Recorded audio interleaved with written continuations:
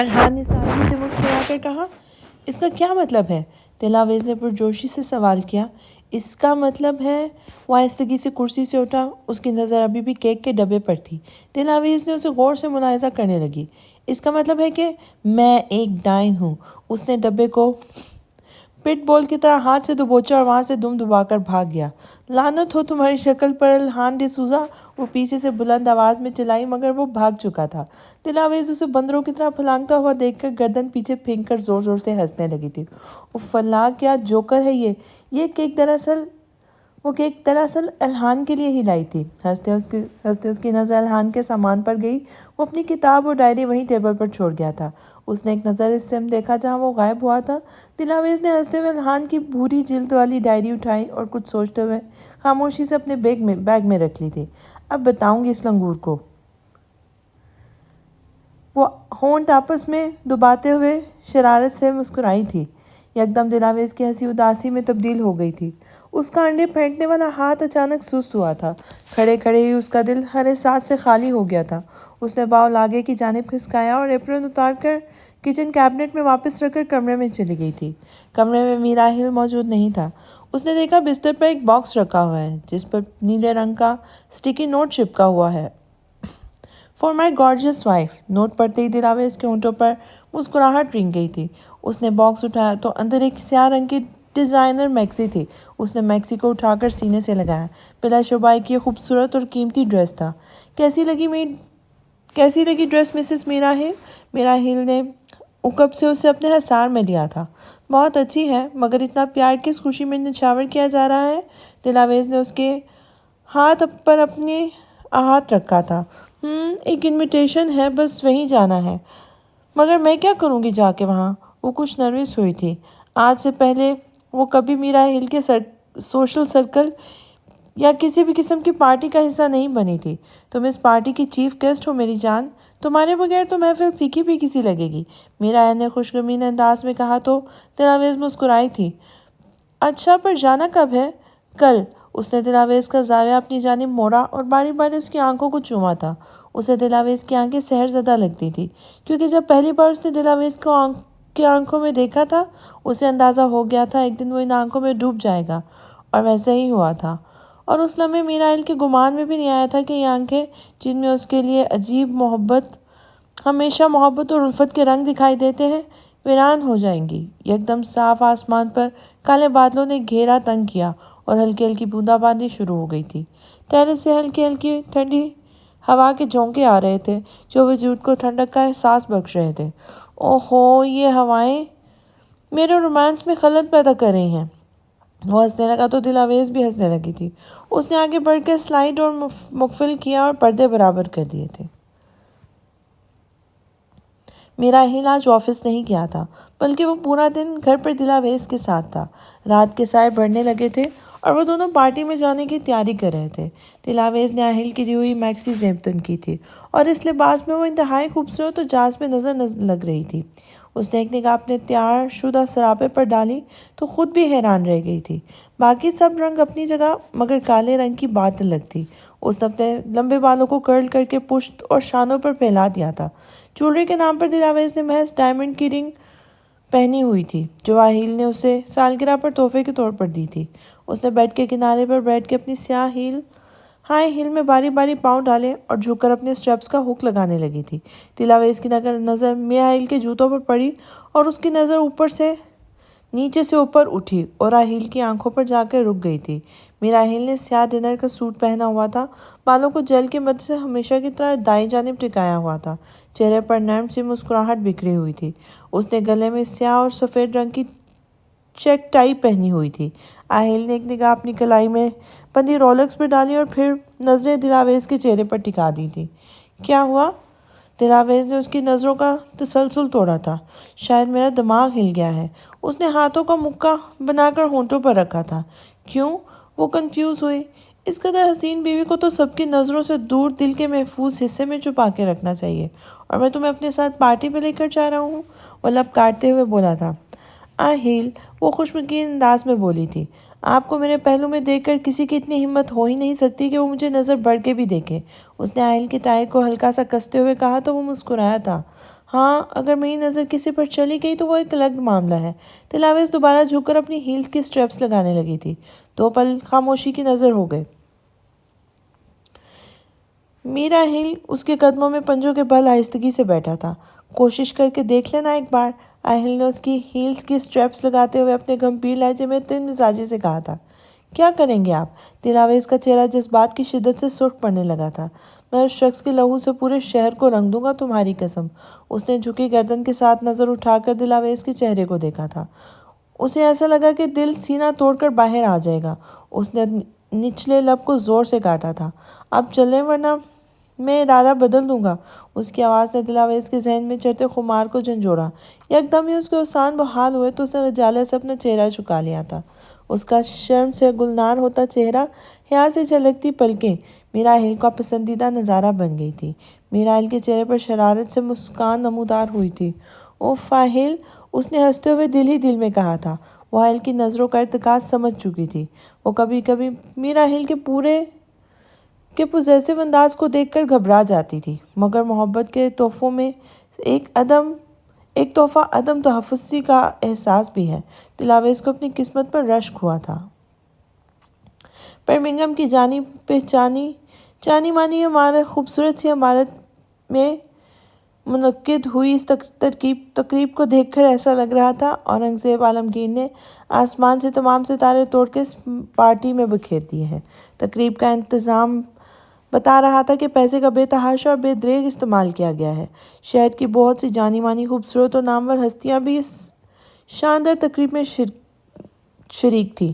اورنگزیب عالمگیر بااثر و رسوخ پرسنالٹی کے مالک تھے، جس کی وجہ سے میڈیا اور ہالی ووڈ سے وابستہ چند لوگ بھی اس تقریب میں شریک ہوئے تھے، محض پارٹی کا گلیمر بڑھانے کی غرض سے۔ اکثر ایکٹرز اور فلم سٹارز کو شہر کے امیر و کبیر لوگ اپنی پارٹیز میں پیسے دے کے انوائٹ کرتے ہیں تاکہ محفل کی شان مزید بڑھ جائے، اور اس طرح انہیں میڈیا کی توجہ بھی بھرپور حاصل ہوتی ہے، جو ان کی پروفیشنل زندگیوں پر بہت پازیٹیو طریقوں سے اثر انداز ہوتی ہے۔ عمارت کی 5ویں منزل پر موجود یہ ہال اس وقت سفید کمکموں سے جگمگا رہا تھا۔ عالمگیر اورنگزیب اپنے ہم عمر بزنس پارٹنرز اور چند دوستوں کے ساتھ وائن کا گلاس ہاتھ میں تھامے محو گفتگو تھا۔ ہر کوئی اپنی اپنی سرگرمیوں میں مصروف تھا۔ اس مصروف سی چہل پہل اور اپنے آپ میں الجھے لوگوں کے درمیان محض اینا اورنگزیب تھی جو اس ہال سے مہلکہ کوریڈورز کے آخر میں موجود لفٹ کی جانب سر ٹکائے میراحل کی آمد کے انتظار میں کھڑی تھی۔ اینا نے سفید رنگ کا سلٹ میکسی ڈریس پہنا ہوا تھا جو دائیں جانب سے گھٹنے تک کٹا ہوا تھا، جس کی وجہ سے اس کا دائیں پاؤں گھٹنے تک دکھائی دے رہا تھا، مگر وہ جس ماحول میں پلی بڑھی تھی اس ماحول میں ایسے لباس کو معیوب نہیں سمجھا جاتا تھا۔ اس نے پاس سے گزرتے ہوئے ویٹر کی ٹرے سے ریڈ وائن کا گلاس اٹھا کر لبوں سے لگایا اور ایک نظر ہال کی مرکزی دیوار پر لگی گھڑی پر ڈالی تھی۔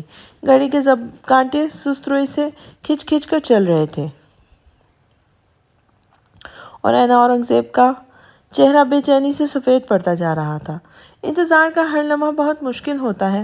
اس نے سانس میں جھٹکے سے گلاس میں موجود سرخ وائن کو حلق میں انڈیلا اور اسی وقت لفٹ کا دروازہ کھلا اور اندر سے بھرے بھرے بازوؤں اور چوڑے کندھے والا میراحل باہر نکلا تھا۔ اس کے ساتھ مائیکل اور چند گارڈز بھی موجود تھے۔ میراحل کے شاندار سراپے پر نظر پڑتے ہی اینا کی سانس ساکن ہو گئی تھی۔ لفٹ سے ہال تک کا فاصلہ مشکل سے آدھے منٹ کا تھا، مگر اینا اورنگزیب کو لگا وہ آدھے منٹ صدیوں پر محیط ہو گیا ہے۔ میراحل سامنے سے چلتا ہوا آ رہا تھا۔ سیاہ ڈنر کے سوٹ میں نک سک سا تیار وہ شخص اس کے حواسوں پر ہر بار ایک نئے طریقے سے سوار ہوتا تھا۔ وہ ہمیشہ کتنا سجیل اور جاذب نظر آ رہا تھا۔ کہتے ہیں ہوا محسوس کرتی ہے، مگر اس لمحے اینا اورنگزیب کو میراحل کے بالوں سے الجھتی ہوئی ہوا بھی دکھائی دے رہی تھی۔ کوئی اتنا چارمنگ کیسے ہو سکتا ہے؟ اینا مکمل اس کے سحر میں گرفتار ہو گئی تھی۔ اورنگزیب عالمگیر نے منظر دیکھا تو اس کے لب فاتحانہ مسکراہٹ میں پھیل گئے تھے۔ اینا بے ساختہ مسکرائے، پر اگلے ہی پل اس کی دنیا رک گئی تھی۔ دلاویز جو میراحل کے عین پیچھے چل رہی تھی، وہ کب سے نکل کر آہل کے برابر میں آ گئی تھی۔ اینا کی مسکان فوراً سمٹی تھی औरंगज़ेब आलमगीर की मुस्कुराहट भी फौरन गायब हो गई थी। मीरा हिल ने माइकल से गुफ्तगू करते हुए सरसरी अंदाज में दिलावेज का हाथ अपने हाथों में लिया था। ऐना का फिसू टूटा, फिर आंखें सुर्ख हुईं। उसने गुस्से से अपनी मुट्ठी इतनी जोर से भींची कि हाथ में पकड़ा वाइन का गिलास छन से टूट गया था, बिल्कुल उसके ख्वाबों की तरह जो उसने अपनी आंखों में सजाए थे। जैसे ही वो दोनों हॉल में दाखिल हुए, वहाँ मौजूद मीडिया वाले दीवानावार उनकी जानिब लपके थे और खिंचाखिंच उनकी तस्वीरें खींचना शुरू हो गए थे। वहाँ मौजूद सबके चेहरों पर तजस्सुस फैला हुआ था। उन सब की नज़रें मकनातीस की तरह उन दोनों पर मुंजमद हो गई थी। फ्लैश लाइट की रोशनी में और मीडिया के दरमियान खिरे हुए मीरा हिल और दिलावेज इस वक्त बिल्कुल पावर कपड़ लग रहे थे। आगे से न्यूज़ रिपोर्टर माइक ताने हुए मीरा हिल से बड़े इश्तियाक से उसके साथ मौजूद लड़की के बारे में सवाल कर रहे थे, क्योंकि आज से वो पहले कभी भी किसी औरत के साथ नहीं दिखाई दिया था। सर प्लीज़, क्या आप हमें बताएंगे आपके साथ मौजूद ये खातून कौन है? मीरा हिल ने मुस्कुराकर एक निगाह सवाल करने वाले रिपोर्टर पर डाली और फिर दूसरी निगाह अपने पहलू में खड़ी डरी सहमी हुई दिलावेज पे डाली थी। ये दिलावेज मीर है, मेरी बीवी, उसने दिलावेज की आंखों में आंखें डालते हुए तशक्कुर से कहा था। औरंगज़ेब आलमगीर की गिरफ्त ग्लास पर सख्त हुई और होंठ नागवारी से भिज गए थे। सर, आपकी शादी कब हुई? आपने ये बात अभी तक पब्लिक में क्यों नहीं बताई? सर मीरा हिल मजीद अब किसी सवाल का जवाब दिए बगैर दिलावेज का हाथ थामे आगे बढ़ गया था। मीडिया इंग्लैंड के सबसे बड़े बिजनेस टाइकून की वाइफ दिलावेज मीट के बारे में मज़ीद जानने के लिए पागल हो रही थी और इतनी अफरा दफरी देखकर दिलावेज घबरा गई थी। रिलैक्स, मीरा हिल ने उसके कान में सरगोशी की थी। राज ने मीडिया को आहिल और दिलावेज की तस्वीर खींचने और मज़ीद सवालात पूछने से मना कर दिया था। मीरा हिल लोगों पर मुस्कुराहट निछावर करते हुए ऐना औरंगज़ेब के सामने उसे मुकम्मल तौर पर नज़रअंदाज करते हुए बढ़ गया था, यूँ जैसे ऐना वहाँ मौजूद ही नहीं थी। औरंगज़ेब और आहिल का सोशल सर्कल तकरीबन एक ही था। वहाँ सब ही बहुत से चेहरे उन्हें जानते थे। मीरा हिल लोगों के दरमियान से गुजरता हुआ सर के इशारे से सबको जवाब देता हुआ बार काउंटर के पास खड़े औरंगज़ेब आलमगीर की जानिब आया था। दिलावेज भी उसके साथ ही थी। मीरा हिल ने कटीनी निगाहें औरंगज़ेब की शिकस्त खोरदा चेहरे पर डाली थी। तुमने बहुत गलत किया है मीरा हिल, तुम्हें ऐसे नहीं करना चाहिए था। तुम्हें अगर ये ऑफ़र कबूल नहीं थी तो तुम इस तकरीब में शिरकत ना करते। मैं तुम्हारे फैसले की इज़्ज़त करते हुए ऐना को समझा देता। ऐना का नाम सुनते ही दिलावेज के माथे पर शिकनों का जाल बिछा था। उसे नासमझी से सामने खड़े आधी उम्र के शख्स के चेहरे को गौर से देखा था। उसकी आंखें दिलावेज को शनासा लगी थी। वो उस शख्स से पहली बार मिल रही थी, मगर ये आंखें, इन आंखों को तो वो पहले बहुत बार देख चुकी थी। मीरा हिल नाखून से ठोड़ी को खुरचते हुए औरंगज़ेब के कान की जानिब झुका था। ये आपकी इन बातों का जवाब है जो आपने मेरी बीवी के बारे में कही थी। औरंगज़ेब आलमगीर के सांप तन गए थे। आहिल ने इतने आराम से सरगोशी की थी कि दिलावेज उसकी बात सुन नहीं सकी थी, मगर सामने खड़े शख्स के तासुरात देख के इतना तो वो समझ गई थी कि मसला गंभीर है। तुम बहुत पछताओगे आहिल, बहुत ज़्यादा। औरंगज़ेब आलमगीर का अंदाज़ आहिल को इंतबाह करने वाला था। आहिल ने नागवारी से सर झटका था। औरंगज़ेब, मेरी बात सुनो। वो थोड़ा और नज़दीक हुआ था। मैं अब तक तुमसे और तुम्हारी साइको बेटी से बहुत नरमी से पेश आता रहा हूँ, लेकिन मुस्तकबिल में ऐसा कुछ नहीं होगा। आहिल ने उसे खबरदार किया और औरंगज़ेब ने आहिल के चौड़े कंधों के ऊपर से पीछे खड़ी दिलावेज पर कटीली निगाह डाली थी। दिलावेज ने बरवक्त गैर आरामदेह होकर पहलू बदला था। मीरा हिल फातिहाना अंदाज में मुस्कुराया और दिलावेज को लेकर आगे बढ़ गया था। वहाँ से गुजरते हुए दिलावेज की नज़रें ऐन औरंगज़ेब पर गई थी, जो किसी से परेशानी और गुस्से के आलम में मोबाइल पर बात कर रही थी, और बरवक्त मोबाइल को कानों से लगाती ऐन औरंगज़ेब ने जलन और हसद की आग में जलती नज़रों से उसे देखा था और दिलावेज सेकंड के 1000वें हिस्से में पूरा मामला समझ गई थी। तो ये वजह थी उसे इस पार्टी में लाने की। अब हमें चलना चाहिए आहिल, आज के लिए इतना काफ़ी है।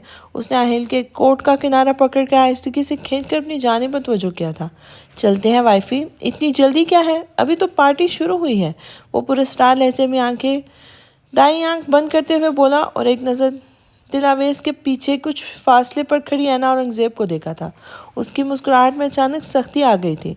दिलावेज ने उसकी नज़रों का ताक़ुब करते हुए पलट कर पीछे देखा था। प्लीज़ आहिल, उसने मुल्तजी नज़रों से उसे दोबारा मुड़कर देखते हुए कहा था। میراحیل نے اینا اورنگزیب کے خون ہوتی آنکھوں میں دیکھتے ہوئے دلاویز کا ہاتھ اپنے ہاتھوں میں لیا اور اسے آہستگی سے گھمایا تھا۔ دلاویز ایڑیوں کے بل گھومتے ہوئے ہال کے درمیان جا رکی تھی۔ وہ بالکل بھی اس چیز کے لیے تیار نہیں تھی۔ وہاں موجود تمام لوگوں نے بروقت دلاویز کو دیکھا تھا۔ ہال میں اچانک نیم اندھیرا چھا گیا تھا اور بس پس منظر میں مدھم سی موسیقی چلنے لگی تھی۔ اندھیرے میں محض دلاویز تھی جس پر سپاٹ لائٹ تھی۔ شرمندگی سے دلاویز کے دونوں کان سرخ ہو گئے تھے۔ میراحیل نے اسے کمر سے پکڑ کے اپنی جانب کھینچا تو بے ساختہ اس کے سینے سے جا لگی تھی۔ دلاویز کی لٹیں پھسل کر اس کے رخساروں کو چھونے لگی تھی۔ میراحیل نے تن مزاجی سے اس کے لٹوں کو چہرے سے ہٹایا تھا۔ ان دونوں کو ڈانس کرتا دیکھ کر وہاں موجود باقی کپلز بھی ڈانس کرنے لگے تھے۔ یکدم پارٹی کا ماحول رومانی ہو گیا تھا۔ مائیکل جو کافی دیر سے کہیں غائب تھا یکدم کہیں سے لوگوں کے درمیان نمودار ہوا اور راحیل کی جانب دیکھتے ہوئے مسکرا کر تھمز اپ کا اشارہ کیا تھا اور پھر ایک نظر اینا اورنگزیب کا دیکھا جو جل کر کوئلہ ہو گئی تھی۔ اس کی سڑی ہوئی شکل دیکھ کر مائیکل کے مردہ پروجود کو آرام آ گیا تھا۔ وہ دور کھڑی ان دونوں کی نزدیکیوں کو غصے اور بے بسی سے دیکھ رہی تھی۔ اس کی خون ہوتی آنکھوں میں بے ساختہ پانی بھرنے لگا تھا۔ دل میں ایک خلش سی پیدا ہوئی تھی۔ اس چبھن پر قابو پانے کے لیے اینا نے بار کاؤنٹر سے ایک گلاس اٹھایا اور اس میں موجود خاکستری رنگ کا مادہ گھونٹ گھونٹ اپنے اندر انڈیل دیا، مگر جلن کم نہیں ہوئی تھی۔ اس نے ایک اور گلاس اٹھایا، اپنے اندر کی آگ کو بجھانے کی کوشش کی، مگر یہ کوشش بھی ناکام ہوئی تھی۔ ہر گھونٹ کے ساتھ اینا کے اندر کی آگ مزید بڑھتی جا رہی تھی۔ دلاویز اس کی باہوں میں مقید تھی اور اینا اورنگزیب کی آنکھوں میں میراحیل۔ اینا تمہیں یہاں سے چلنا چاہیے، اورنگزیب نے اس کے کندھے کو نرمی سے چھوتے ہوئے کہا۔ انہیں اینا کی حالت دیکھ کر شبہ ہوا تھا وہ کچھ ٹھیک نہیں لگ رہی تھی۔ وہ ٹھیک ہوتی بھی کیسے؟ اپنی محبت کو کسی اور پر قربان ہوتے دیکھ کر کوئی کیسے ٹھیک رہ سکتا ہے؟ اب آگ لگی ہے تو خاک ہونے تک کا تماشا بھی دیکھیں گے۔ اینا کی آنکھ کے کنارے پانی سے بھیگ چکے تھے۔ اس کے اعصاب جیسے شل ہونے کو تھے۔ وہ بار کاؤنٹر سے پشت اور دونوں کہنیاں ٹکائے، شیمپین کا گلاس تھامے، گردن کو تھوڑا سا بائیں جانب گرائے، ان دونوں کو ایک دوسرے کے باہوں میں جھولتا ہوا دیکھ رہی تھی۔ دل زاروں کے دھاڑے مار مار کر رو رہا تھا، مگر پانی صرف آنکھوں سے بہہ رہا تھا۔ اس مدھم سے اندھیرے میں کوئی نہیں تھا جو اس کے اندر کی توڑ پھوڑ دیکھ سکتا تھا۔ سب کی نظروں کا مرکز تو دلاویز تھی۔ سواد ثابت ہوا کہ اینا اورنگزیب جس نے میراحیل کو ٹوٹ کر چاہا تھا، جس نے محبت میں اپنا سب کچھ نیلام کیا تھا، ہار چکی تھی۔ اپنا سب کچھ دینے کے بعد بھی وہ خالی ہاتھ کھڑی تھی۔ محبت نے اسے بری طرح سے شکست دی تھی، اور محبت میں شکست کھائے ہوئے شخص سے دنیا سے ہوا شخص سے زیادہ خطرناک دنیا میں کوئی اور دوسرا شخص نہیں ہوتا۔ اینا اورنگزیب نے گلاس واپس کاؤنٹر پر رکھا اور اپنے گیلے چہرے اور آنکھوں کو ہتھیلیوں سے پونچھتے ہوئے میراحیل کی جانب قدم بڑھائے تھے۔ سٹیپس اترتے ہوئے اس کے قدم لڑکھڑائے تھے، مگر اس نے خود کو سنبھال لیا تھا۔ آج کے بعد اسے خود کو سنبھالنے کے لیے کسی بھی شخص کے سہارے کی ضرورت نہیں پڑنے والی تھی۔ اینا اورنگزیب آج کے بعد سنبھل گئی تھی۔ بچپنا ختم ہو گیا تھا۔ میراحیل کو پانے کی ضد ختم ہو گئی تھی۔ محبت پانے کی ضد ختم ہو گئی تھی۔ یہ محبت کی آخری منزل تھی، اور جانتے ہو محبت کی آخری منزل کیا ہے؟ موت۔ موت محبت کی وہ آخری منزل ہے جس کے بعد ساری مشکلیں حل ہو جاتی ہیں۔ میراحیل نے اینا کو اپنے سمت آتے دیکھ کر دلاویز کو خود کے نزدیک کر کے اپنے کسورتی بازو کے پیچھے چھپا لیا تھا۔ نہ جانے کیوں سے ایک عجیب سے احساس نے اس کے دل کو اپنے گرفت میں لے لیا تھا۔ آہین، اس کی آنکھیں اتنی خالی تھی کہ دلاویز کو اسے دیکھ کے خوف آ گیا تھا۔ میں نے ہار مان لی، وہ کرب سے مسکرائی تھی۔ مجھے میری محبت نہیں ملی۔ اس نے لمحہ بھر کے لیے رک کر میراحیل کے پیچھے کھڑی دلاویز کو دیکھا تھا۔ میں امید کرتی ہوں کہ تمہیں تمہاری محبت مل جائے۔ یہ کہہ کر وہ میراحیل کے برابر سے نکل کر آگے کوریڈور کی جانب بڑھ گئی تھی۔ وہ مزید وہاں نہیں ٹھہرتی تو اپنا آپ کھو دیتی۔ میراحیل کو اس کی بات کچھ سمجھ نہیں آئی تھی۔ اسے لگا اینا اورنگزیب اپنا دماغی سلطنت کھو چکی ہے، اس لیے ایسی بہکی بہکی باتیں کر رہی ہے۔ آج کی شام کا سارا فضول ڈھیر ہو گیا تھا۔ آپ نے یہ سب کیوں کیا آہیل؟ وہ دونوں لفٹ میں داخل ہوئے تھے۔ اس کے سوال پر آہیل نے ہاتھ کے اشارے سے گارڈز کو اور مائیکل کو لفٹ میں داخل ہونے سے روکا تھا۔ شاید وہ اس وقت تنہائی چاہتا تھا۔ لفٹ کا دروازہ مقفل ہوتے ہی اس نے اپنا رخ دلاویز کی جانب موڑا تھا۔ ان سب کو یہ شٹ اپ کال دینا ضروری تھا دلاویز، کیونکہ ابھی میں اتنا بے غیرت نہیں ہوا ہوں کہ اپنی بیوی کے خلاف چپ چاپ خاموشی سے بکواس سنتا رہوں، وہ ناگواری سے بولا تھا۔ دلاویز اس کا رد عمل اب جا کر سمجھی تھی۔ میں نہیں سن سکتا تمہارے بارے میں، تمہارے خلاف۔ تم میری بیوی ہو، میری شریک حیات، اور اب ان سب پر لازم ہے کہ تمہارا احترام کرے، اور ایسا بھی جس نے بھی ایسا نہ کیا تو اس کا یہی حشر ہوگا۔ پتہ نہیں اسے اتنا غصہ کس بات پہ آ رہا تھا۔ اس نے اپنی ٹائی نوچتے ہوئے ڈھیلی کی تھی۔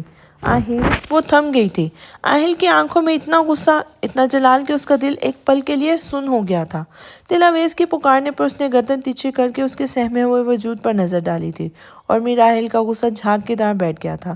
اس نے دلاویز کا فک ہوتا چہرہ اپنی ہتھیلیوں میں قید کیا تھا۔ میں ان آنکھوں میں محبت دیکھنے کا عادی ہوں، پلیز ان میں میری وجہ سے خوف مت لانا۔ اس نے دلاویز کی پیشانی کو چومتے ہوئے نرمی سے کہا تھا۔ میں آپ سے کبھی بھی خوفزدہ نہیں ہو سکتی آہل، مجھے دشمنوں کا ڈر ہے۔ آج بھی جو کچھ ہوا ٹھیک نہیں ہوا۔ وہ اب بھی پریشان تھی۔ میں کبھی بھی تمہیں کسی بھی قسم کا زخم پہنچانے نہیں دوں گا، اس نے یقین سے اس کا ہاتھ تھامتے ہوئے کہا تو دلاویز کے کندھے ڈھلکے اور لفٹ کا دروازہ کھلا تھا۔ وہ دونوں ساتھ ساتھ لفٹ سے باہر آئے تھے۔ مائیکل اور گارڈز دوسرے لفٹ سے پہلے ہی نیچے آ گئے تھے اور ان دونوں کا انتظار کر رہے تھے۔ لابی عبور کر کے وہ دونوں عمارت کے مرکزی دروازے کو پار کر کے باہر آ گئے تھے۔ ڈرائیور ان کی گاڑی ڈرائیو وے پر لے آیا تھا۔ شوفر نے دلاویز کے لیے گاڑی کا پچھلا دروازہ کھولا۔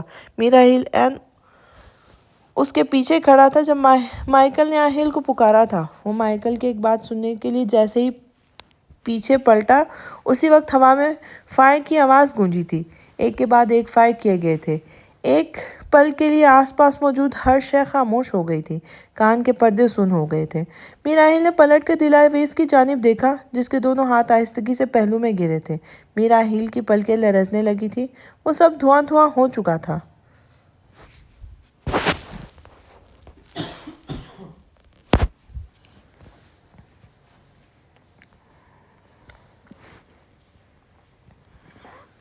اسی سناٹے میں ایک اور فائر کی گونج ہوا میں بلند ہوئی تھی۔ اچانک ہی بہری ہوئی سماعتوں میں جان سی پڑ گئی تھی۔ یکدم وہاں بھگدڑ مچ گئی تھی۔ میر آہیل نے فوراً دلاویز کے نڈھال سے گرتے سراپے کو اپنی باہوں میں سمیٹا تھا۔ اس کے مضبوط بازوؤں میں وہ جھولتی چلی گئی تھی۔ کال دی ایمبولینس! میر آہیل زور سے چیخا تھا، اور اسی لمحے اس نے دیکھا دلاویز کے جسم سے خون کے فوارے چھوٹ رہے ہیں، اور اس کے پس منظر سے دنیا کی ہر شے غائب ہو چکی تھی۔ اس کے ہاتھ پیر ٹھنڈے ہو گئے تھے اور اس کی سانس بند ہو گئی تھی۔ یکدم ماحول میں ہلچل سی مچ گئی تھی۔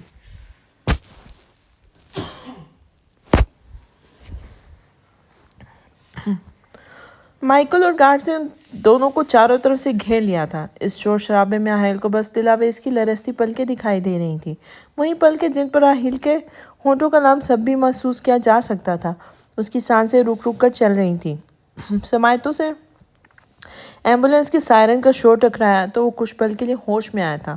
اس نے دلاویز کو باہوں میں سمیٹ کر ایمبولینس میں رکھے اسٹریچر پر لٹایا۔ سب کچھ سلو موشن میں ہو رہا تھا۔ میر آہیل کو لگا اس کی دنیا اجڑ گئی ہے۔ ایمبولینس میں موجود پیرامیڈکس نے دلاویز کو آکسیجن ماسک لگایا اور فوراً سے پین کلر کا انجیکشن دیا تھا، اور اس پورے واقعے کے دوران دلاویز کا ہاتھ میر آہیل کے ہاتھ میں تھا۔ اس کی آنکھوں سے ابل ابل کر آنسو گر رہے تھے۔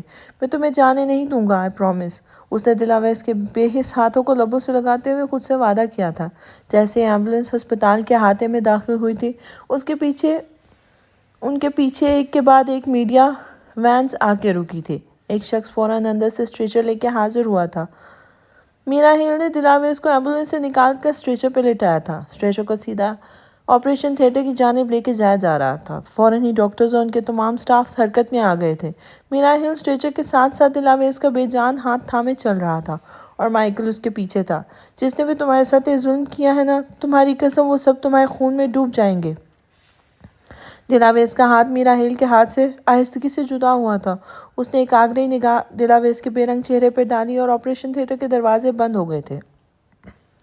میر آہیل وہیں دیوار سے ٹیک لگاتے ہوئے زمین پر بیٹھتا چلا گیا تھا۔ مائیکل نے فوراً اسے شانوں سے پکڑ کر سہارا دیا تھا۔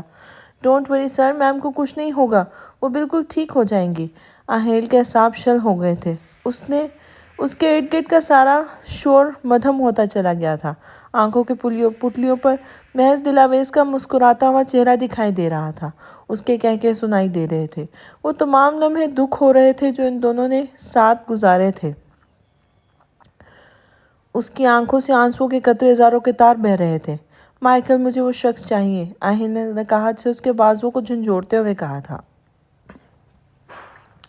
مجھے وہ شخص کسی بھی حال میں، کسی بھی قیمت پہ چاہیے۔ میرا بہت بڑا نقصان ہوا ہے، اور اگر مجھے وہ شخص نہیں ملا نا تو میں پورے برمنگھم کو آگ لگا دوں گا۔ وہ حلق پھاڑ کر چیخا تھا۔ مائیکل کی آنکھیں پھیل گئیں۔ اس نے آج سے پہلے کبھی آہیل کو اتنے جلال میں نہیں دیکھا تھا۔ اس نے فوراً کوٹ کی پاکٹ سے موبائل نکال کر چند نمبرز ڈائل کیے تھے۔ میر آہیل کا بہت اثر و رسوخ تھا۔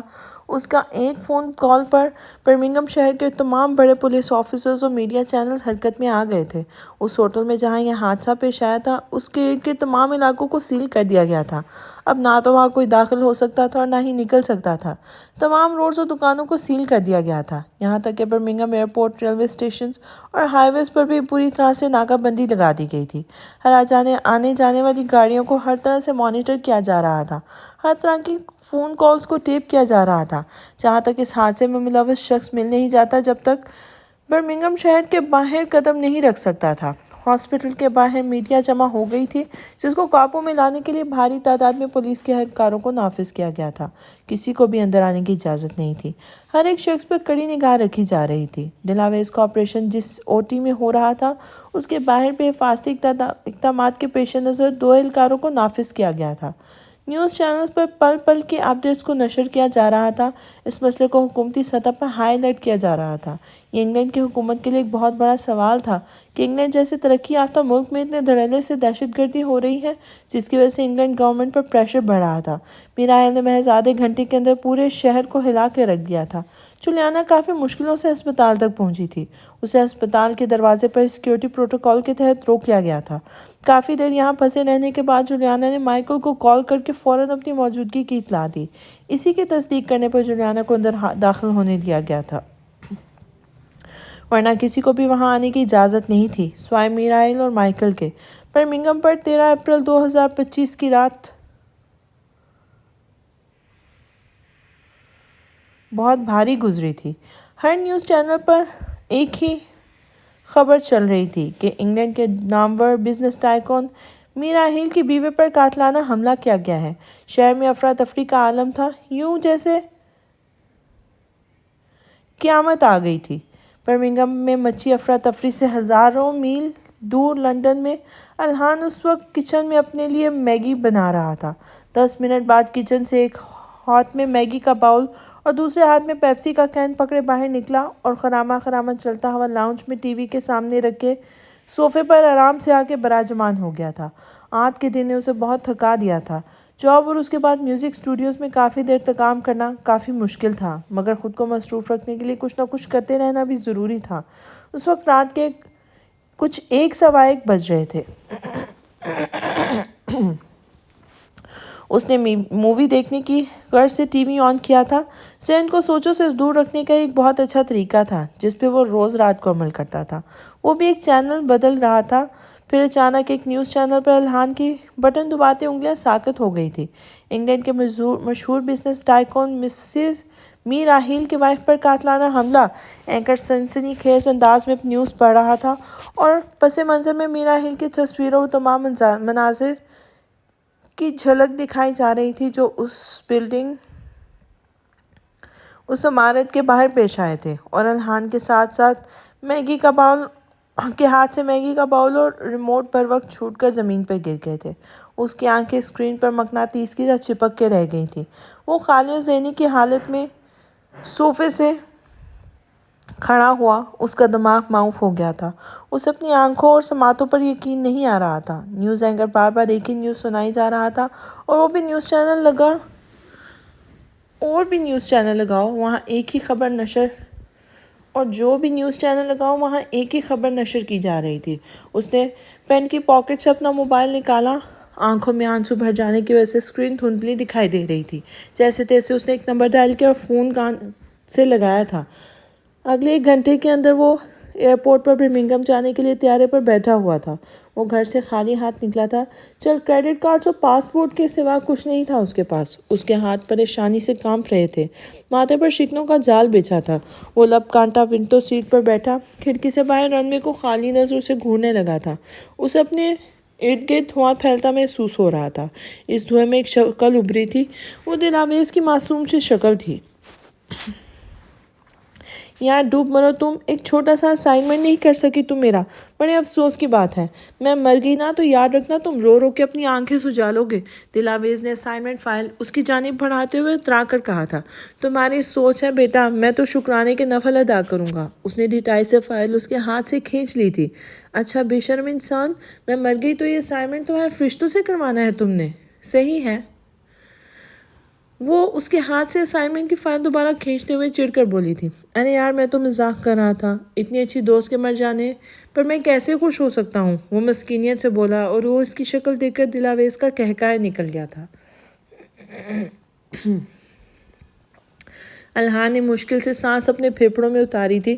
اسے لگا طیارے میں آکسیجن کی کمی ہو گئی ہے۔ ماضی کے ایک منظر نے اس کی آنکھوں میں ایک بار پھر نمی بھر دی تھی۔ اس نے ہتھیلی سے آنسو صاف کرنے کی کوشش کی۔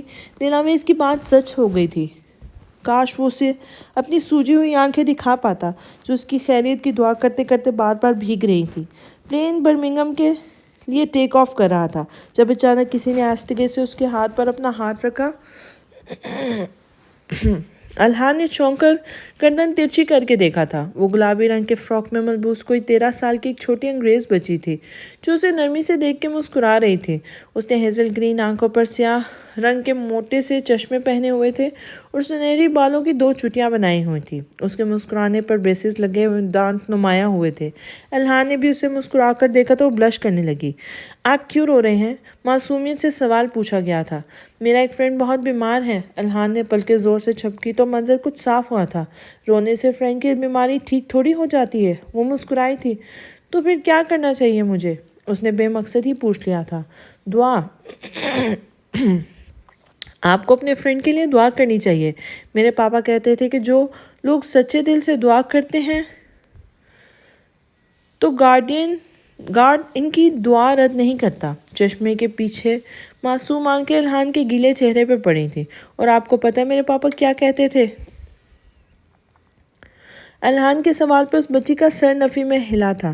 میرے پاپا کہتے تھے کہ بچوں کی دعا گاڈ جلد قبول کرتا ہے۔ اور اپنے اندر کی تکلیف کو دباتے ہوئے وہ مشکل مسکرایا تھا۔ کیا آپ میری فرینڈ کے لیے دعا کرو گی؟ اس کی بات پر بچی نے فوراً اس بات میں گردن ہلائی اور آنکھیں بند کر کے دعا کرنے لگی۔ ڈیئر گاڈ پلیز ان کے دوست کو جلدی صحت یاب کریں، کیونکہ جب کوئی اپنا دور جاتا ہے تو بہت رونا آتا ہے۔ میں نہیں چاہتی میری طرح کوئی دوسرا بھی روئے۔ Please God help his friend. اس نے آنکھیں کھول کر الہان کی جانب دیکھا تھا۔ اب آپ کا دوست جلدی ٹھیک ہو جائے گا، وہ پوری امید لہجے میں بولی تھی۔ ایک بات پوچھوں؟ الہان نے اس کی معصومیت بھرے چہرے کو غور سے دیکھا تھا۔ آپ غور سے یہ کیوں کہہ رہی تھی کہ میں نہیں چاہتی میری طرح کوئی دوسرا روئے؟ آپ نے اپنے کس فرینڈ کو کھویا ہے؟ اس کا سوال سنتے ہی بچی کی آنکھوں کی چمک مان پڑی تھی۔ الہان کو اپنے سوال پر اچانک پچھتاوا ہوا تھا۔ پاپا کو، یہ کہہ کر بچی نے اپنا سر نیچے گرایا تھا۔ میرے پاپا میرے بیسٹ فرینڈ تھے۔ ان کی ڈیتھ سے پہلے ہم سب برمنگھم میں رہتے تھے۔ 2 سال پہلے ان کی ایک کار ایکسیڈنٹ میں موت ہو گئی تھی۔ میرا برتھ ڈے تھا اس دن۔ وہ آفس سے واپسی پر کیک لے کر گھر آ رہے تھے جب ایک لال رنگ کی گاڑی نے میرے پاپا کی کار کو ٹکر مار دی اور ان کی کار بے قابو ہو کر برج سے نیچے گر گئی تھی۔ آن دی اسپاٹ ان کی ڈیتھ ہو گئی تھی۔ کار نشے میں دھت ایک لڑکی چلا رہی تھی، مگر انویسٹیگیشن آفیسر نے بعد میں کہا کہ وہ لڑکی نہیں کوئی ادھیڑ عمر کا آدمی چلا رہا تھا اور بعد میں اس آدمی کو جیل بھی بھیج دیا تھا۔ اس واقعے کے بعد ہم لندن شفٹ ہو گئے تھے۔ آج میری برتھ ڈے ہے، مگر آج اپنی برتھ ڈے میں نہیں مناتی اب، کیونکہ آج کا دن میری زندگی کا سب سے برا دن ہے، کیونکہ آج کے دن میں نے اپنے بیسٹ فرینڈ کو کھویا تھا۔ وہ بچی اب بھی اپنی گود میں رکھے ہاتھ کو دیکھ رہی تھی اور الہان ششتر سے اس بچی کو دیکھ رہا تھا جس کی آواز ایک بار پھر یہ پورا واقعہ بتاتے ہوئے گیلی نہیں ہوئی تھی۔ اچانک الہان کی سماعتیں سن ہو گئی تھی۔ زمین سے 1000 فٹ اوپر آسمان میں بادلوں کے درمیان اس کی زمین پر ماضی کے بادلوں میں گھری ایک بھولی بھٹکی یاد نے کھینچ کر تماچا مارا تھا۔ ڈیڈ، آپ کب تک اینا کی غلطیوں کو کور کرتے رہیں گے؟ الہان کو اب بھی یقین نہیں آ رہا تھا کہ اینا کی لاپرواہی نے ایک بے قصور شخص کی جان لے لی تھی۔ میں اس کا باپ ہوں الہان، اور جو مرا ہے وہ بھی کسی کا باپ تھا ڈیڈ، 11 سال کی چھوٹی بچی تھی اس شخص کی۔ یہ آپ نے اچھا نہیں کر رہے۔ ہاں تو کیا کروں، اپنی بیٹی کو جیل کی سلاخوں کے پیچھے بھیج دوں؟ اتنا ایموشنل ہونے کی ضرورت نہیں ہے، وہ ویسے بھی نشے میں تھی، اس نے جان بوجھ کر تو نہیں کیا نا۔ تم اس معاملے میں مت پڑو، میں سب ہینڈل کر لوں گا۔ اورنگزیب نے جیب سے موبائل نکال کر کوئی نمبر ڈائل کرتے ہوئے خفگی سے کہا تھا، ریلی ڈیڈ، آپ اینا کی غلطی کو اس طرح سے جسٹیفائی کریں گے کہ غلطی سے ہوا ہے، مگر تب آپ کیا کریں گے جب کسی دن وہ واقعی جان بوجھ کر کسی کی جان لے گی؟ اس دن بھی آپ یہی کہیں گے؟ الحان نے افسوس سے سر کو جنبش دی تھی۔ الحان نے لرزتے ہاتھوں سے بچی کے گال کو چھوا تو وہ اداسی سے مسکرائی تھی۔ الحان کے دل میں درد کی ایک نئی لہر اٹھی تھی اور یہ تکلیف پہلے سے دگنی ہو گئی تھی۔ کیسے لوگ تھے یہ جن کو کسی بھی شے کا خوف نہیں تھا؟ کیا یہ لوگ یہ بھی بھول جاتے ہیں کہ انہیں بھی موت آنی ہے، انہیں بھی اللہ کے آگے جواب دینا ہے؟ بد نصیب وہ ہیں جسے آخرت نہیں ملتی۔ بد نصیب تو دراصل وہ ہیں جنہیں نہ دنیا ملتی ہے اور نہ آخرت۔ ڈاکٹر، میری وائف کی کیا کنڈیشن ہے؟ جیسے ہی ڈاکٹر تھیٹر سے نکلے اس نے سب سے پہلے سوال کیا تھا۔ مائیکل اور جولیانا بھی ڈاکٹر کو دیکھ کر بینچ سے اٹھ کے کھڑے ہوئے تھے۔ ڈاکٹر نے گہری سانس لیتے ہوئے ماسک اتار کے پاس رکھے ڈسٹ بن میں پھینکا اور آہیل کی جانب پھیرا تھا۔ بلٹ آپ کے وائف کے دل کے نیچے لگی ہے اور خون بھی کافی بہہ گیا ہے۔ لمحے بھر کی خاموشی۔ ہم اپنی طرف سے ہر ممکن کوشش کر رہے ہیں انہیں بچانے کی، لیکن ہمیں کوئی خاص امید نہیں ہے مسٹر میر۔ میرا آہیل کا مضبوطی سے تنا ہوا جسم ایک سیکنڈ کے لیے لڑکھڑایا تھا۔ آنکھ کے سامنے کالے سے بادل منڈلائے تھے تو ڈاکٹر نے اس کے لگتے کندھے پر ہمدردی سے ہاتھ رکھا تھا۔ اس لیے آپ ہر طرح کی صورتحال کے لیے خود کو تیار رکھیں۔ ڈاکٹر کو میرا آہیل کے چہرے کے بدلتے تاثرات بخوبی سمجھ آ رہے تھے۔ لمحہ بھر کے لیے کوریڈور میں سکوت طاری ہو گیا تھا۔ ڈاکٹر، 4 سیکنڈ گزرنے کے بعد آہیل نے ڈاکٹر کا کندھے پر ہاتھ رکھا اور اپنے ڈاکٹر کا کندھے پہ رکھا ہاتھ اپنے کانپتے ہاتھوں میں لیا اور نم آنکھوں سے امید بھری نظروں سے انہیں دیکھا تھا۔ I love her so much۔ اس کی آواز جیسے کسی خلا سے نکل رہی تھی۔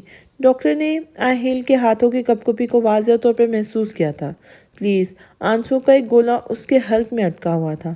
اس میں مزید کچھ کہنے کی سکت باقی نہیں رہی تھی۔ آہیل نے آہستگی سے ڈاکٹر کا ہاتھ چھوڑا اور خالی الذہنی کی حالت میں چلتا ہوا کوریڈور سے باہر نکل گیا تھا۔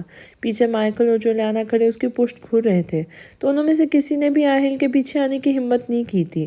وہ چلتا چلتا باہر لان میں آ گیا جہاں چند ایک مریض کھلی فضا میں واک کر رہے تھے۔ وہ ہرے سبزے میں چلتا ہوا لان کے ایک پرسکون گوشے میں آ گیا تھا۔ یہاں مچھلیوں کا چھوٹا سا تالاب بنا ہوا تھا۔ اس نے آسمان کی جانب دیکھتے ہوئے لمبی لمبی سانسیں لی تھی، مگر دل کا عالم تھا جو سنبھلنے کا نام نہیں لے رہا تھا۔ وہاں کھڑے کھڑے اس نے اپنے زندگی کے ان چند سالوں کا جائزہ لیا جو اس نے دل آویز کے بغیر گزارے تھے۔ ان تمام سالوں میں کچھ بھی نہیں تھا۔ دل آویز کے بغیر اس کی زندگی میں کچھ بھی نہیں تھا۔ وہ تھی تو سب تھا، وہ نہیں تھی تو خود میر آہیل بھی نہیں تھا۔ وہ ایک ایسی زندگی جس میں دل آویز نہ ہو، وہ زندگی میر آہیل کے لیے بیکار تھی۔ کسی نے اس کے کندھے پر پیچھے سے ہاتھ رکھا تھا۔ وہ مائیکل تھا۔ آہیل کو ایسا بگڑتا ٹوٹتا دیکھ کر اسے رہا نہیں گیا تھا۔ وہ آہیل کو اس کے اتنے مشکل وقت میں تنہا نہیں چھوڑنا چاہتا تھا۔ میں ہمیشہ سوچتا تھا کہ وہ مجھے میری کسی نیکی کے بدلے میں ملی ہے۔ اس نے پلٹ کر نہیں دیکھا تھا۔ وہ یوں ہی نیچے تالاب میں رنگ برنگی مچھلیوں کو دیکھتے ہوئے بڑبڑانے لگا تھا۔ اس کے جانے سے میری زندگی میں موجود تمام خلش مٹنے لگی تھی۔ اس کے منہ سے سسکی نکلی تھی۔ میں اپنی خامیوں، اپنے خوف سے جیتنے لگا تھا۔ ایک کے بعد ایک آنسو کے قطرے اس کی آنکھ سے نکل کر چہرے پہ بہہ رہے تھے۔ میں اندھیروں سے نکل کر دوبارہ روشنی کی جانب بڑھ رہا تھا۔ مائیکل کی آنکھوں میں اشک آنے لگے تھے۔ میرے دل میں زندگی کو جینے کی تمنا نے ایک بار پھر سر اٹھایا تھا۔ مائیکل خاموشی سے پیچھے کھڑا بنا کچھ کہے آہیل کو سن رہا تھا۔ وہ خوشیاں، وہ روشنی، وہ خواہش مجھ سے روٹ جائیں گی اگر دل آویز کو کچھ ہو گیا مائک۔ وہ بچوں کی طرح پھوٹ پھوٹ کر رو دیا تھا۔ اسے سمجھ نہیں آ رہا تھا کہ وہ ایسا کیا کرے کہ دل آویز ٹھیک ہو جائے۔ کاش دولت سے صحت بھی خریدی جا سکتی تو دل آویز کے لیے زندگی خرید لیتا۔ سر، جتنا برا آپ کے ساتھ ہو سکتا تھا وہ ہو گیا ہے۔ مائیکل نے آہیل کو اپنے حصار میں قید کرتے ہوئے کہا تھا۔ اب جو ہوگا صرف اچھا ہوگا۔ اللہ کسی کے ساتھ ناانصافی نہیں کرتا۔ وہ اس کی پیٹھ تھپتھپاتے ہوئے ڈارت سے بولا تھا۔ آپ فائٹر ہیں، آپ نے بہت سی آزمائشوں کا تنہا سامنا کیا ہے۔ اب آپ ہمت نہیں ہار سکتے، ورنہ دشمنوں کو لگے گا کہ آپ نے ہار مان لی ہے اور آپ اسے اپنے دشمنوں کو اطمینان ہرگز نہیں دیں گے۔ وہ آہل کو شانوں سے پکڑ کر جھنجھوڑتے ہوئے بولا تھا۔ اتنا یاد رکھیں آپ میم کی اور میم آپ کی طاقت ہیں۔ دلاویز میم اوٹی میں اپنی زندگی کے لیے اب بھی لڑ رہی ہیں۔ جب انہوں نے ابھی تک ہار نہیں مانی تو آپ کیسے ہار مان سکتے ہیں؟ آہل نے نظر اٹھا کر مائیکل کی پر امید آنکھوں میں دیکھا تھا اور یکدم کسی نے اس کو نڈھال ہوتے جسم میں جان بھر دی تھی۔ اس نے آنسو خشک کرتے ہوئے جیب سے موبائل نکالا اور ایک نمبر ڈائل کیا تھا۔ کچھ دیر بعد پولیس آفیسر اور اس کے ہمراہ چند کانسٹیبل وہیں اس کیس کے اپڈیٹ کے ساتھ موجود تھے۔ سر، جس نے آپ کی وائف پر فائر کیا تھا وہ شخص ہمیں مل گیا ہے۔ اس کے پاس سے گن اور باقی کے بلٹس بھی برآمد ہو گئی ہیں۔ پر پولیس آفیسر بولتے بولتے رکا تو آہل نے بھویں چکا کر مستفسرانہ نظروں سے اس کی شکل دیکھی تھی۔ پر کیا آفیسر؟ پر ہمارے آنے سے پہلے اس شخص نے خودکشی کر لی تھی اور موت کی وجہ زہر ہے۔ آفیسر بات مکمل کر کے خاموش ہو گیا تھا۔ واٹ؟ پر کیوں؟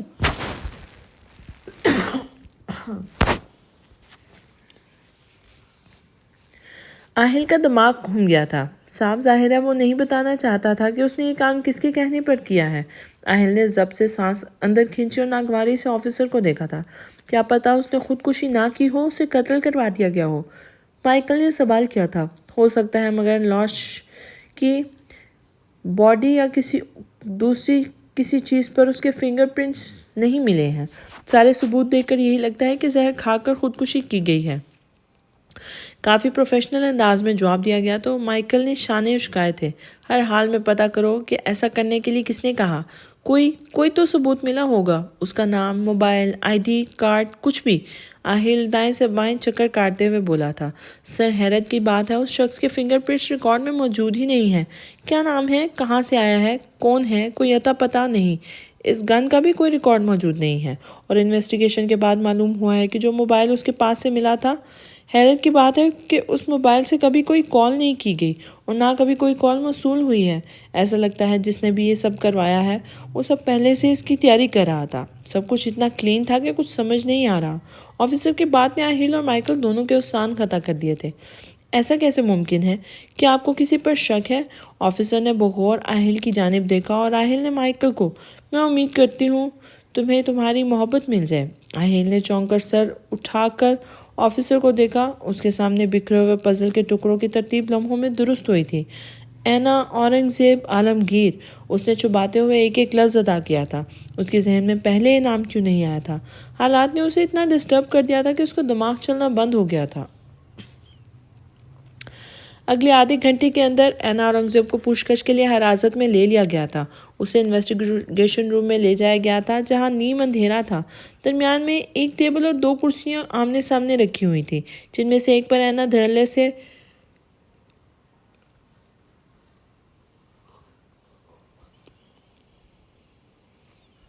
پیچھے کرسی سے ٹیک لگائے ٹانگ پر ٹانگ رکھے بیٹھی ہوئی تھی۔ سامنے ایک آفیسر کمرے میں دائیں سے بائیں چکر کاٹ رہا تھا۔ اینا نے گردن دائیں جانب کر کے گرا کر سامنے شیشے کی دیوار کو بغور دیکھا اور ہلکا سا مسکرائی تھی۔ آپ کا کیٹ واک ختم ہو گیا ہے آفیسر، تو جلدی سے سوال جواب کا کھیل شروع کر لیں، کیونکہ مجھے بنا ایسی کے زیادہ دیر بیٹھنے کی عادت نہیں ہے۔ وہ ڈھٹائی سے پہلو بدلتے ہوئے بولی تو پولیس آفیسر بالمقابل کرسی کھینچ کر بیٹھ گیا تھا۔ آپ مسٹر میر کو کب سے جانتی ہیں؟ وہ دونوں ہاتھ باہم ملاتا ہوا ٹیبل پر جھکا تھا۔ کافی سالوں سے۔ یہ کوئی کتنے سالوں سے؟ یہ کچھ 4-5 سال سے۔ 4 یا 5، پتہ نہیں۔ اس کے جواب پر آفیسر مسکرایا تھا۔ اور مسز میر کو؟ جب سے اس کی بزنس ٹائکون مس میر آہل سے شادی ہوئی ہے، اس سے تھوڑا دیر پہلے سے۔ کتنا تھوڑا؟ پتہ نہیں، وہ سابقہ انداز میں بولی تھی۔ جب مسز میر کے ساتھ یہ واقعہ پیش آیا تب آپ کہاں تھیں؟ اینا کا ضب ڈگمگایا تھا۔ میں اپنے گھر میں آرام کر رہی تھی۔ کیوں؟ آپ کی تو سالگرہ تھی، رائٹ؟ اور آپ کے ڈیڈ نے ایک بہت بڑی پارٹی بھی دی تھی اس کے لیے خوشی میں۔ پھر اس وقت آپ گھر پہ کیوں چلی گئی تھی؟ سوال سیدھا تھا مگر اینا کو ناگوار گزرا تھا۔ میرا موڈ ختم ہو گیا تھا پارٹی کرنے کا، اس لیے گھر چلی گئی۔ اب یہ مت پوچھے گا کہ موڈ کیوں خراب ہوا ہے۔ اس سوال کے جواب دے نہیں ہوں میں۔ آفیسر، لفظ آفیسر پر زور دیا گیا تھا۔ پلیز میم ہمارے ساتھ تعاون کریں تاکہ ہم قاتل تک جلد از جلد پہنچ سکیں۔ اس کی بات پر اینا غصے سے کھڑی ہوئی تھی۔ What the hell? میں اینا اورنگزیب عالمگیر کی ایک لوتی بیٹی تمہیں قاتل دکھائی دیتی ہوں؟ اس نے ٹیبل پہ زور سے ہاتھ مارتے ہوئے غصے سے کہا تھا۔ میم پلیز بیٹھ جائیں۔ آفیسر کا انداز خبردار کرنے والا تھا۔ اینا کے کان غصے سے مزید سرخ ہوئے تھے۔ میرا اس واقعے سے کوئی تعلق نہیں ہے سمجھے آفیسر، اور اب کس بنا پر اور آپ کس بنا پر مجھ سے پوچھ گچھ کریں اور کس بنا پر مجھ سے پوچھ گچھ کی جا رہی ہے؟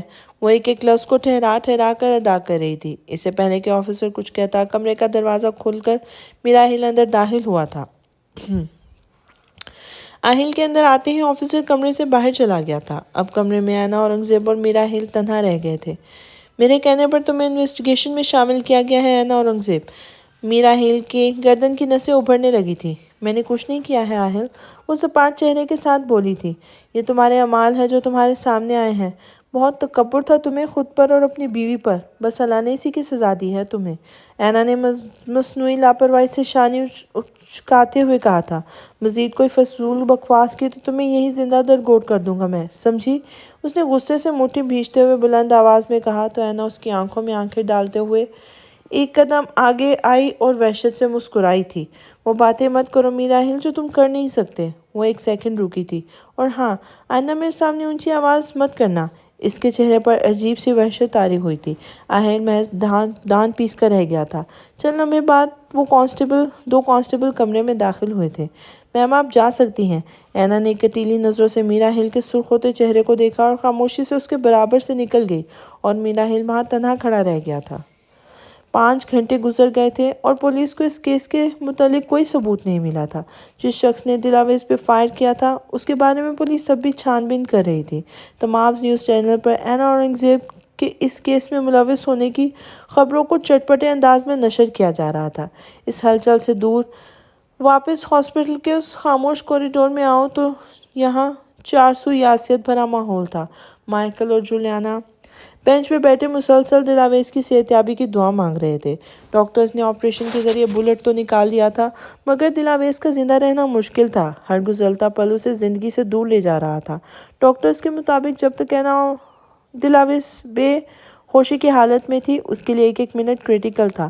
میراحیل نے شیشے کی دوسری جانب زندگی اور موت کے درمیان جھولتی دلاویز کو دیکھا تھا۔ اس کے چہرے پر آکسیجن ماسک لگا ہوا تھا اور ہاتھ کی پشت پر کینولا پیوس تھا جس کے ذریعے ڈرپ میں موجود مادہ اس کی نسوں سے رستے جسم میں داخل ہو رہا تھا۔ ایک نرس نے ڈرپ میں انجیکشن لگایا اور مانیٹر پر نظر مرکوز کی، فائل میں کچھ لکھنے لگی، پھر روم سے باہر آ گئی تھی۔ میراحیل وہی شیشے کے سامنے کھڑا رہا، آنکھیں سہرا ہو گئی تھیں۔ اس نے شیشے کو آہستگی سے چھوا تھا جیسے اس کے بے حس رخساروں کو چھو رہا ہو۔ کچھ گھنٹوں تک پہلے وہ اس کے چہرے پر کتنی رونق تھی اور اب یہ چہرہ بنجر پڑا تھا، وہاں زندگی کی کوئی رمق نہیں تھی۔ محبت ہر پل انسان کو سولی پر لٹکائے رکھتی ہے، کبھی لا حاصل کی تکلیف تو کبھی مل کر بھی محبت کو کھو دینے کا خوف۔ وہ دلاویز سے ملا تو اسے لگا اب سب کامل ہے، مگر وہ بھول گیا تھا موت وہ دستک ہے جو اچانک خوشیوں کے دروازے پہ پڑتی ہے اور سب ویران کر دیتی ہے۔ اس کی دنیا بھی ویران ہو رہی تھی اور وہ کچھ کر نہیں پا رہا تھا۔ یا اللہ اس انتظار کو عارضی رکھنا ورنہ یہ تیرا بندہ پھر سے ٹوٹ جائے گا۔ اس نے سر شیشے سے ٹکاتے ہوئے سرگوشی کی تھی۔ انتظار کا ایک لمحہ ایک صدی جیسا لگ رہا تھا۔ الہان نے جیسے ہی برمنگھم لینڈ کیا اسے ایئرپورٹ کے اندر ہی روک لیا گیا تھا۔ کسی کو بھی ایئرپورٹ کی دسترس سے باہر جانے کی اجازت نہیں تھی۔ اس نے پریشانی سے کلائی پر بندھی گھڑی کو دیکھا اور بادل نخواستہ عالمگیر کو کال کی تھی۔ اس وقت اورنگزیب اپنے گھر کے ٹی وی لاؤنج میں رکھے جہازی صوفے پر ٹانگ پہ ٹانگ رکھے بیٹھے ہوئے تھے جب الہان کی کال ان کو موصول ہوئی تھی۔ اس کی اچانک برمنگھم آمد پر وہ کچھ حیران ہوئے تھے۔ وہ ایسے حالات میں الہان کے یہاں ہونے کی بالکل بھی توقع نہیں کر رہے تھے، خاص طور پر جب اینا کو پوچھ گچھ کے لیے تحویل میں لیا گیا تھا۔ بہرحال اورنگزیب عالمگیر کا اب اس شہر میں اثر و رسوخ تھا۔ انہوں نے فوراً ایئرپورٹ اتھارٹی کو کال کر کے الہان کو وہاں سے نکالنے کی اجازت دلوائی تھی۔ ساری جنگ ہی طاقت کی تھی، آغاز سے انجام تک یہ انسان ہی ہے جو اقتدار اور غلبے کی ہوس میں دوسرے انسان کو قتل کرتا آیا ہے۔ اگر انسانوں کو اس بات کا احساس ہو جائے کہ ان کے غلبہ اور تسلط کے شوق نے انسانیت کا کتنا نقصان کیا ہے تو وہ شیطان کو کوسنے کے بجائے اپنی ذات کی تصدیق کرے کی جنگ میں لگ جائے۔ میراحیل نے دلاویز کے ہاتھ کو آہستگی سے اپنے ہاتھ میں لے کر اپنی آنکھوں سے لگایا تھا۔ ڈاکٹرز اسے اپنی تمام تر کوششوں کے بعد اب مایوس ہو گئے تھے، تو پھر قسمت نے اپنا فیصلہ سنا دیا۔ وہ جا رہی تھی۔ یہ پل میراحیل کی غربت میں اس کے چند ایک آخری پل تھے۔ آہیل کا دل اچانک بہت بھاری ہوا تھا، اتنا کہ سانس لینا دشوار لگنے لگا۔ تم یہ اچھا نہیں کر رہی میرے ساتھ۔ اس نے سر دلاویز کے ہاتھ پہ رکھ دیا تھا۔ مجھے اکیلا چھوڑ کے جا رہی ہو؟ وہ سسکا تھا۔ مجھے پھر سے اندھیروں میں دھکیل کر جا رہی ہو۔ دھڑکنوں کی رفتار مدھم ہوئی تھی۔ اس بار میں ان اندھیروں میں لوٹا تو کبھی روشنی کی جانب نہیں آ سکوں گا۔ آنسوؤں کا گولا اس کے حلق میں اٹکا تھا۔ میں تمہارے ساتھ پوری دنیا گھومنا چاہتا تھا، تمہارا ہاتھ پکڑ کر کعبے کا طواف کرنا چاہتا تھا، مگر اب تم جا رہی ہو مجھے اکیلا چھوڑ کر، میرے خوابوں کو ادھورا چھوڑ کر۔ وہ نہ چاہتے ہوئے بھی ہچکیوں سے رونے لگا تھا۔ ٹوٹے خوابوں کی کرچیاں آنکھ اور دل دونوں میں چبھنے لگی تھیں۔ میں چاہتا تھا کہ ہماری ایک بیٹی ہو جس کی آنکھیں بالکل تمہارے جیسی ہوں، وہ آنکھیں جس نے میرے دل کو تمہارے آگے گھٹنے ٹیکنے پر مجبور کر دیا تھا۔ اس نے روتے روتے دلاویز کے ہاتھ کو پشت کو اپنے گیلے ہونٹوں سے لگایا تھا، مگر نظر اٹھا کر اس کے بے جان ہوتے چہرے کی جانب دیکھنے کی ہمت نہیں کی تھی۔ میراحیل میں اتنا جگر، اتنا حوصلہ نہیں تھا۔ میں نے سوچا تھا کہ اگر ہمارا بیٹا ہو تو اس میں کبھی بھی اپنے جیسا پتھر دل نہیں بننے دوں گا۔ وہ بھی بالکل تم جیسا ہوگا، بالکل تمہاری طرح۔ وہ روتے روتے یاسیت سے مسکرایا تھا۔ اس کی اعصاب شل ہو گئے تھے۔ وہ پتہ نہیں کس امید میں یہ باتیں دلاویز کو بتا رہا تھا۔ جیسے یہ باتیں وہ سن رہی ہوگی، یہ باتیں سن کر وہ رک جائے گی، یوں بھی جیسے ابھی نیند سے اٹھ کر میراحیل کو گلے سے لگا لے گی۔ اس خاموش کمرے میں اس وقت میراحیل کی سسکیوں کی آواز گونج رہی تھی۔ آج موت بھی اپنی بے رحمی پر افسردہ تھی۔ زمین سے آسمان تک ہر چیز میراحیل کی بے بسی پر ماتم کر رہی تھی۔ میراحیل ہار چکا تھا، اور جس نے سب کو مات دی تھی وہ آج زندگی سے اپنی زندگی کو ہار بیٹھا تھا۔ مت جاؤ پلیز۔ اس خاموش کمرے میں آہیل کی بے درد سسکیوں کے درمیان کسی نے بہت آہستگی سے میراحیل کے شکست خوردہ وجود پر اپنے لمس کی بارش کی تھی۔ آپ نے وہ سب تو کہہ دیا جو آپ کے دل میں تھا، مگر وہ نہیں کہا جو مجھے سننا ہے۔ میراحیل کا سانس ساکت ہوا تھا۔ اس نے چونک کر ایک جھٹکے سے سر اٹھایا تھا۔ دلاویز اپنی بھوجل پل کے آہستگی سے اٹھا کر مسکرا کر اسے دیکھ رہی تھی۔ اس کی گال آنسوؤں سے بھیگے ہوئے تھے۔ میراحیل کا چہرہ حیرت سے سفید ہوا تھا۔ حیرت، خوشی، آنسو اور لمحے بھر کی خاموشی۔ بولیے نا آہیل، پلیز، دلاویز نے آہستگی سے اپنے چہرے پر لگے ماسک کو نیچے کرتے ہوئے کہا تھا۔ یہ اس لمحے کی حیرت تھی جس نے میراحیل کے ہونٹوں پر کفل ڈال دیے تھے۔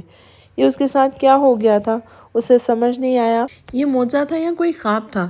وہ کچھ پل گنگ نگاہوں سے بنا پلک جھپکے دلاویز کو دیکھتا رہا، پھر یکدم ایک بھاری سانس اپنے پھیپھڑوں میں اتارتے ہوئے دوبارہ اس کا ہاتھ اپنے سر پہ ٹکا کر دل کھول کے رو دیا تھا۔ دلاویز اسے بچوں کی طرح پھوٹ پھوٹ کر روتا دیکھ کر نم آنکھوں سے مسکرائی تھی۔ آئی لو یو، وہ ہچکیوں کے درمیان بولا تھا۔ آئی لو یو سو مچ، وہ اس کے ہاتھ کو ہونٹوں اور آنکھوں سے لگاتے ہوئے دیوانوں کی طرح بولا تھا۔ I love you to the core of my heart, to the core of my heart. دلاویز نے اپنا ہاتھ اس کے بھیگے چہرے پر رکھا تو وہ نہال ہو گیا تھا۔ اللہ نے اس آزمائش سے میراحیل کو بچا لیا تھا۔ اس نے اپنے بندے کو اندھیروں میں گھرنے نہیں دیا تھا۔ دلاویز اس کے اظہار پر فریقہ ہو گئی تھی، اور اب وہ دلاویز کے سینے سے لگا اپنے رب کے نعمتوں کا شکریہ ادا کر رہا تھا۔ آج ان دونوں کی محبتیں کامل ہو گئی تھیں۔ یہ منظر مائیکل اور جولیانا نے گلاس ونڈو سے دیکھا تھا۔ جولیانا خوشی سے روتے روتے پیچھے دیوار سے جا لگی تھی۔ اس منظر نے مائیکل کی آنکھوں کو بھی بھگا دیا تھا۔ سب کی آنکھوں میں خوشی کے آنسو تھے۔ رب کا جتنا شکر ادا کیا جاتا کم تھا۔ اس نے سب کی خوشیوں کو دوگنا کر کے جو لوٹایا تھا۔ گاڑی سے اتر کر الہان نے 20 منزلہ پرشکوہ بلڈنگ کی جانب دیکھا تھا، جس کا آرکیٹیکچر جدیدیت کا حامل اور نہایت خوبصورت تھا۔ ایئرپورٹ سے ہوٹل کا رستہ یوں تو 20 سے 25 منٹ کا تھا، مگر آج اسے یوں لگا جیسے 1 سے 1.25 گھنٹہ لگ گیا ہے۔ پورے شہر میں ناکہ بندی ہونے کے سبب ہر گاڑی کو روک کر مکمل چھان بین کے بعد ہی آگے جانے دیا جا رہا تھا۔ یہ برمنگھم شہر کے مصروف شاہراہوں میں سے ایک تھی، مگر آج کرب و جوار میں خطرناک حد تک سناٹا پھیلا ہوا تھا۔ اس سناٹے میں بھی ہماری ہوٹل پورے شان سے سر اٹھائے کھڑا تھا۔ الحان ایک بھی لمحہ ضائع کیے بغیر ہوٹل کے حدود میں داخل ہو گیا تھا۔ مین انٹرنس میں موجود گارڈ نے اسے دیکھتے ہی مسکرا کر شیشے کا دروازہ اس کے لیے کھولا تھا۔ آس پاس موجود سٹاف الحان کو دیکھتے ہی اسے رک کر گریٹ کرنے لگتے، یوں جیسے وہاں سب لوگ اسے پہلے سے ہی جانتے تھے۔ وہ سر کے اشارے سے سب کو جواب دیتا سیدھا لفٹ کی سمت بڑھ گیا تھا۔ وہ جانتا تھا کہ اس کی منزل کیا تھی۔ لفٹ 18ویں منزل پہ جا کے ساکن ہو گئی تھی۔ راہداری کے دونوں جانب کمرے تھے۔ وہ بنا رکے راہداری عبور کر کے آگے سے دائیں جانب موڑ کر دوسری راہداری میں داخل ہوا تھا۔ اس راہداری کے دائیں جانب ایک ساتھ 4 کمرے تھے اور بائیں جانب ریلنگ تھی۔ یہاں سے رات کی تاریکی میں برمنگھم تاروں کی طرح جگمگاتا دکھائی دیتا تھا۔ وہ راہداری کے آخر میں موجود کمرے کے سامنے جا کے رک گیا اور 2 انگلیوں سے دروازے پر دستک دی تھی، مگر آگے سے کوئی جواب نہیں آیا تھا۔ اس نے دوبارہ سابقہ انداز میں دستک دی۔ اب بھی دوسری طرف مکمل سناٹا تھا۔ اس بار الحان نے دستک دینے کے بجائے ہاتھ آگے بڑھایا تھا کہ مقابل نے تیسری دستک سے پہلے ہی دروازہ کھول دیا تھا۔ وہ دونوں آج پھر آمنے سامنے کھڑے تھے۔ اینا نے گردن دائیں طرف گرا کر طنزیہ مسکراہٹ سے الحان کے سپاٹ چہرے کو دیکھا تھا، پھر گھوم کر دوبارہ چھوٹے سے بار کاؤنٹر کے سامنے رکھی چیئر پر جا کے بیٹھ گئی تھی۔ الحان بھی اس کے پیچھے پیچھے تھا۔ VIP سویٹ میں داخل ہوا اور دروازہ مقفل کر دیا تھا۔ آج کی تاریخ میں رونما ہونے والے ڈرامے میں بس ایک تمہاری ہی انٹری باقی رہ گئی تھی، وہ بھی ہو گئی۔ اس نے گلاس میں موجود باقی مادہ پیتے ہوئے طنزیہ انداز میں کہا، مگر الحان نے کچھ بھی نہیں بولا۔ وہ نوز سپاٹ چہرہ لیے آنکھیں سکیڑے اس کو دیکھتا رہا تھا۔ جسے دیکھو دل آویز کرتا پھر رہا ہے، جیسے اس دنیا میں دل آویز کے سوائے کوئی دوسرا ہے ہی نہیں۔ تمہیں پتہ ہے کچھ دیر پہلے ڈیڈ کی کال آئی تھی، اینڈ گیس واٹ، وہ بھی دل آویز کے لیے فکر مند تھے۔ اس نے انکارہ بھرا اور شراب کی بوتل کو گلاس میں ڈالا، مگر گلاس کو ہونٹوں سے نہیں لگایا تھا۔ الحان کی خاموشی اس کی سماعتیں پھاڑ رہی تھی۔ تم بھی کہہ دو جو کہنا ہے، میرا ہیل پولیس آفیسر اور ڈیڈ کی طرح۔ اس نے پیچھے کرے میرا ہیل کو مڑ کر غصے سے دیکھا، مگر اس کی آنکھوں میں موجود اپنے لیے ترس دیکھ کر اس کے تن بدن میں عجیب قسم کا ابال اٹھنے لگا تھا۔ تمہیں بھی لگتا ہے نا دل آویز کے ساتھ جو کچھ ہوا ہے وہ میں نے کروایا ہے؟ بولو۔ اس نے ایک پل کے لیے رک کر الحان کے بنجر آنکھوں میں دیکھا۔ اتنی خالی آنکھیں اس نے آج سے پہلے کبھی نہیں دیکھی تھی۔ ہاں، میں نے ہی یہ سب کیا ہے۔ اس نے گلاس کو غور سے دیکھتے ہوئے عجیب انداز میں سرگوشی کی تھی۔ میں نے کیا ہے دل آویز پر فائر، میں نے کروایا ہے۔ اس نے کاؤنٹر کے کنارے کو سختی سے بھینچا تھا۔ میں ایسی ہی ہوں، میں ہار برداشت نہیں کر سکتی۔ میں کسی بھی حالات میں، کسی بھی صورت میں مجھے رک کر انگلی سے اپنے سینے پر دستک دی تھی۔ مجھے کوئی مات نہیں دے سکتا۔ اگر مجھے میری محبت نہیں مل سکتی تو پھر میرے حائل کو بھی اس کی محبت نہیں مل سکتی۔ میں جس تکلیف سے گزری ہوں اسے بھی اس درد سے گزرنا پڑے گا، کیونکہ یک طرفہ محبتیں خراج مانگتی ہیں۔ وہ چلاتے ہوئے بولی، مگر الحان کے منہ سے ایک لفظ نہیں نکلا تھا۔ بہت محبت کی تھی میں نے اس سے، مگر اس نے مجھ پر اس 2 ٹکے کی لڑکی کو فوقیت دی۔ کیا مانگا تھا میں نے بس اسے زندگی میں تھوڑی سی جگہ۔ اس نے غصے سے ہاتھ مار کر کاؤنٹر پہ رکھی بوتل اور گلاس کو زمین پہ پھینک دیا تھا۔ کانچ کے چھوٹے چھوٹے ٹکڑے ماربل پر بکھر گئے تھے۔ گلاس میں موجود مائع سفید فرش پر فانوس کی روشنی میں چمکنے لگا تھا۔ کیا مانگا تھا میں نے؟ بولو، کیا مانگا تھا؟ کچھ زیادہ مانگ لیا تھا میں نے؟ وہ چیخ رہی تھی، چلا رہی تھی، مگر سامنے والا مکمل سناٹے میں تھا۔ اتنے گلٹ کے ساتھ تم زندگی کیسے گزارو گی اینا؟ اینا نے مڑ کر الحان کو دیکھا۔ وہ کچھ پل خاموشی سے دیکھتی چلی گئی، پھر یکدم بلند بانگ کہکا لگا کر ہنسی اور پھر ہنستی چلی گئی۔ گلٹ؟ وہ الحان کے گرد زور زور سے ہنستے ہوئے چکر کاٹنے لگی تھی، مگر الحان اپنی جگہ ساکن کھڑا تھا۔ کس بات کا گلٹ الحان؟ کس گلٹ کی بات کر رہے ہو تم؟ وہ ایک دم سنجیدگی سے کہتے ہوئے اس کے بالمقابل آ کے کھڑی ہوئی تھی۔ تم نے دل آویز کو جان سے مارنے کی کوشش کی ہے نا؟ اس بات کا گلٹ؟ الحان کے ماتھے پر بل تھے۔ کون ثابت کرے گا میں نے دل آویز کو مارنے کی کوشش کی ہے؟